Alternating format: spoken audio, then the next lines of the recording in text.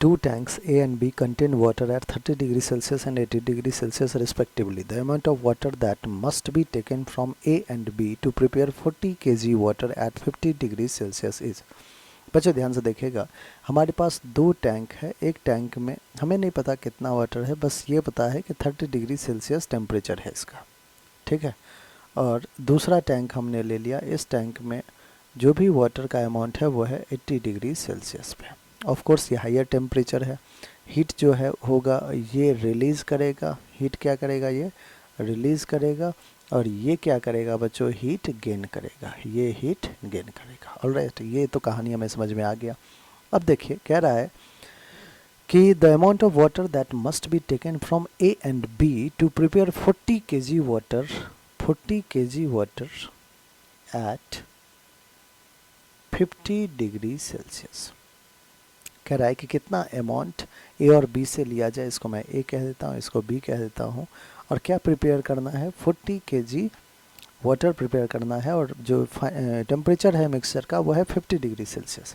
तो बच्चों एक चीज़ें तो आपके दिमाग में बिल्कुल तुरंत आ ही गया होगा कि लेट्स से अगर मैं ए का मास m1 ले लेता हूँ, बी का मास m2 ले लेता हूँ, तो m1 प्लस m2 मिल के 40 kg होना चाहिए। ये तो आपके दिमाग में तुरंत आ गया कि जो भी आप m1 m2 लेते हो ए और बी से, उन दोनों का जो सम है वो तो 40 kg होगा ही होगा। एक बात है, क्योंकि 40 kg का ही मिक्सर आपको बनाना है। नेक्स्ट अब आते हैं कि किसने हीट दिया, किसने हीट लिया, 80 डिग्री सेल्सियस। अब इसमें हमने मास m2 लिया है, ए के लिए मास हमने m1 लिया है, तो हीट रिलीज किया है m2 S of water 1। Temperature कितना है बच्चों, 80 से 50 जाना है इसको, तो 80 minus 50 will be 30। This is heat lost which is gained by A का मास लिया था हमने m1, S as it is 1 हो जाएगा, वाटर है। 30 से 50 जाना है, तो 20 डिग्री सेल्सियस टेम्परेचर का रेज हुआ है। बच्चों यहाँ से आप लिख सकते हो कि m1 is equals to 30/20 times of m2, ठीक है, 0 0 कैंसिल आउट कीजिए। सो m1 is 3/2 m2, m1 m2 इस इक्वेशन में, m1 m2 इस इक्वेशन में हमें इनफैक्ट m1 m2 की ही वैल्यू चाहिए। बच्चों दो अननोन है, दो ही इक्वेशन है, इजीली सॉल्व हो जाएगा। आप क्या कीजिए, m1 की वैल्यू फर्स्ट इक्वेशन में पुट कीजिए। आइए हम फर्स्ट इक्वेशन को एक बार ध्यान से देखते हैं। m1 की जगह हमने लिखा 3/2 m2 plus m2 which is equals to 40. 3 plus 2 5/2 m2 is equals to 40.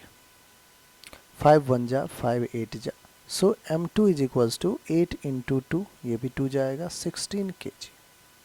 m2 की वैल्यू बच्चों 16 kg आ चुका है। ऑप्शन गलत, ऑप्शन गलत, ऑप्शन गलत।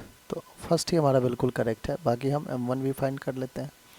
m1 is equals to 3/2 times of m2, 2 1 जा 2 8 जा 8 3 जा 24 kg। सो बच्चों 24 kg 16 kg यही m1 m2 की वैल्यू है, जो कि हमारा ऑप्शन नंबर 1 है।